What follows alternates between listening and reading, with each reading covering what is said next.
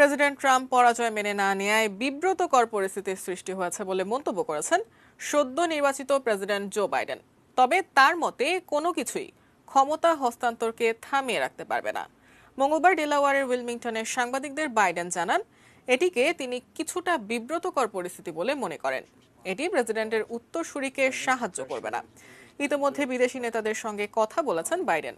Phone করে তাকে শুভেচ্ছা জানিয়েছেন ব্রিটিশ প্রধানমন্ত্রী বরিস জনসন, আয়ারল্যান্ডের প্রধানমন্ত্রী মিকেল মার্টিন, ফ্রান্সের প্রেসিডেন্ট ইমানুয়েল ম্যাক্রো ও জার্মানির চ্যান্সেলর অ্যাঙ্গেলা মের্কেল। বাইডেন তাদের বলেছেন, আমেরিকা সবার পাশে ছিল, আগামীতেও থাকবে।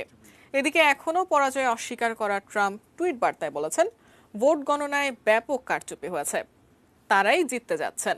ট্রাম্পের অনুসারী হিসেবে পরিচিত মাইক পম্পেও ভোট কারচুপির অভিযোগ তুলে বলেছেন, ভোট গণনা সঠিক হলে আবার ক্ষমতায় আসবেন প্রেসিডেন্ট ট্রাম্প।